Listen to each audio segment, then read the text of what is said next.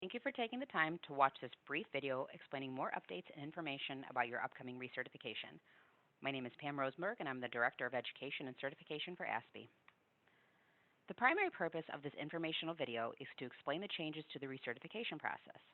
This video mainly applies to those CPDs that are going through recertification due April 30th, 2020, those that are due on April 30th, 2021, or CPDTs can review this information, but your certification has not appeared in your dashboard yet. This doesn't mean that your certification is not valid. This means that the time hasn't come up yet. I hope to share more information with you in the coming months about your procedures. I appreciate your patience during this time while the certification programs migrate to our new platform. The first major change is you will recertify online only on ASPE Education. Paper applications are no longer accepted. So to start, you'll log into ASPE Education, and there's a link here on your screen, or it is in the blue menu bar when you visit ASPE Education if you need login help. When you've logged in, click on My Education, and this brings you to my dashboard, which appears at the top. There you'll press Certifications, which is that blue button. And then at the top, you see you've earned a certification. May 1st is the date that you last earned your certification status, not your original exam date. There you'll select Recertify, which is that green button. You'll click More Information, and then you'll Enroll, which is that blue button. Now you're ready to recertify. If you are viewing this video on the day you received information from the Society about your recertification and enrollment, not all of this will appear. This is merely a walkthrough of what you can expect. All of this information will appear the day following your enrollment in the recertification process. But once that one day is passed, all of this information will be available to you.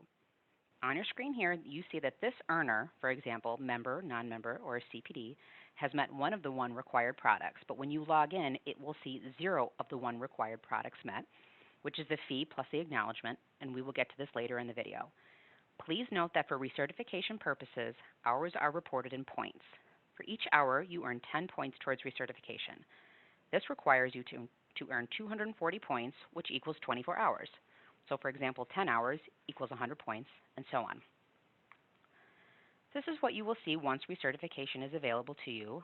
On your screen, you do see that this earner fulfilled the 1 required product, which I mentioned, but still has other hours to earn prior to being 100% complete. So you see here 1 of 1 required products. They've met 10 of the 240 elective points, which is 1 of the 24 hours. On your screen here, you see another earner who doesn't show 100%, but they have met more than the 240 required points, or minimum required points. So again, when you log in and say, for example, 24 of your hours or 240 of your points have been earned from the society, such as a Read, Learn, Earn, a webinar, a workshop, or a society conference, you will see this screen here. But let's talk about if you have not earned your credits from the society, such as a chapter meeting or an external provider. So, as I mentioned, you can earn CEUs from your chapter meetings or an ASPE-approved provider, but it must be an approved course from an approved provider. And this category up here falls within the 50% from ASPE, an ASPE chapter, or an approved provider. Now, some chapters have opted to have the society issue CEUs on behalf of their members or their attendees. This officer benefit went into effect September 2019, and many of the chapters have opted to use this service. Many chapters have not, though, but chapter programs are considered to be in that top category that you see here, which is approved providers. As long as your chapter issues a formal certificate as proof of attendance, then you can use this towards recertification. You can submit from non-approved sources, but it is only a 50% maximum from non-approved sources that are valid towards your recertification. So let's say you're submitting from a chapter or approved providers. There's a link here on your screen, and this is all relayed on the recertification page. You will find 1 product on this page here that includes all courses you're using for recertification. So let's say you have 6 hours from a chapter meeting and 2 hours from an approved provider, so that equals 0.8 CEUs. You find the product that shows 8 hours. You will register for this product, which is instant and free. There's no checkout or anything. It's an instantaneous process, and you'll upload your proof of credit.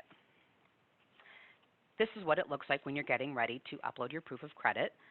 You'll click on that component there. You'll click Submit Files, and then you'll locate the file and press Submit. Similar process for non-approved providers. As a reminder, you know you can only submit up to 12 hours or 50%. The same thing goes. If you have 8 hours or zero point 0.8 CEUs from a non-approved provider, you'll go to the product that shows 8 hours. You'll register for that product, which is instant and free.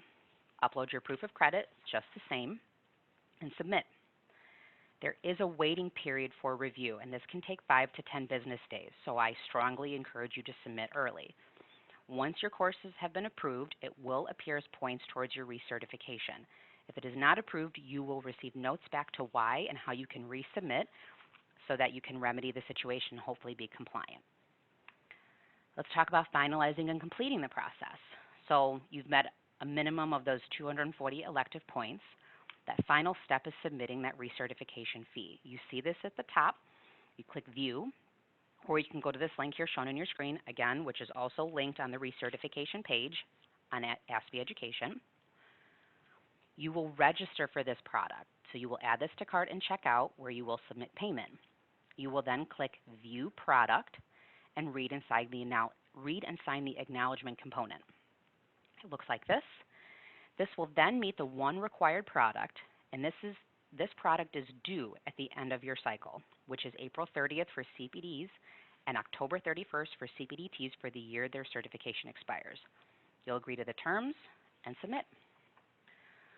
Once you've completed the process and your dashboard shows 100% complete, you've paid the fee, you've signed the acknowledgement, and you've earned the 240 points, you are then complete, and you can download your certificate. A few tips and reminders.